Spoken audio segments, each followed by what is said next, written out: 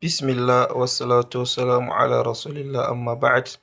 Darasi na 13, darasi na ƙarshe cikin littafin Fada'ilus Sahaba fil Qur'an.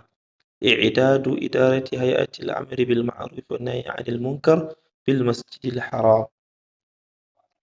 Za mu tashi a shafi na 18 inda yace wa qad alimna aqibata abi lahab. Haƙiƙa mun san makoman Abu Lahab.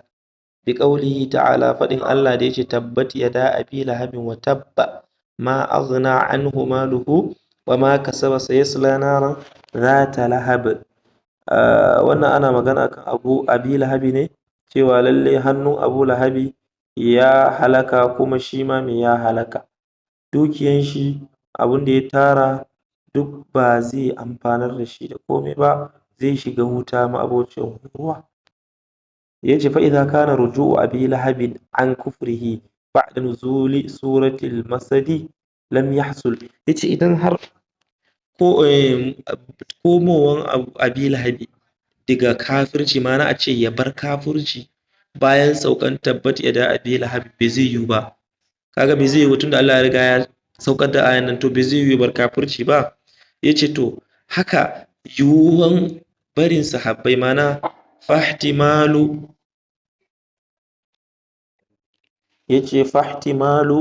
tarki sahabati radiyallahu anhu lil iman aw al islam aw bima wasafahum Allah subhanahu bihi kadhalika lam yahsul. yace yiwuwan barin sahabbai imani ko su bar musulunci ko kuma abubuwan da Allah ya siffanta su na kirki ya zama wai sun bar shi sun koma kishiyan shi, yace shi ma bai faru ba, saboda ma'ana bai zai samu ba saboda wancan bai samu ba. yake cewa li'annahu khabarullahi subhanahu fil Qur'an, domin labari ne na Allah a Qur'ani, ya bada labari, kaga ya riga ya faru kenan, Allah ya san bai zai canja ba, shi yasa ya faɗa. sai yake cewa wa man asdaqu min Allah haditha, wa yafi Allah gaskiyan zance.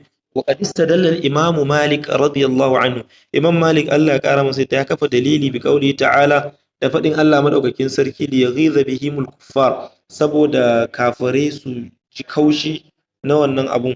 yace ya kafa hujja bi anna kullu man ghazahu sha'nu sahabati, to yace duk wanda sha'anin sahabbai ya kuntata masa rai, ya bata mishi rai, fa huwa laysa minal mu'minin, to shi ba mu'mini bane. yace li annahu mukaththibun lillahi subhanahu, domin ya karyata Allah.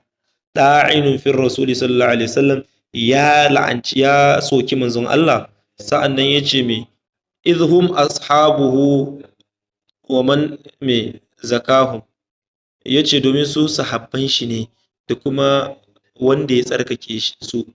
yace wa mushakkikun fil islam, ma'ana wannan jumla i'tiradiyya ce, sannan yana shakka a cikin musulunci. shi waye? shi wanda yake ƙaryata Qur'ani din, yana shakka a cikin musulunci alladhina qaluhu, wanda suka nakalto.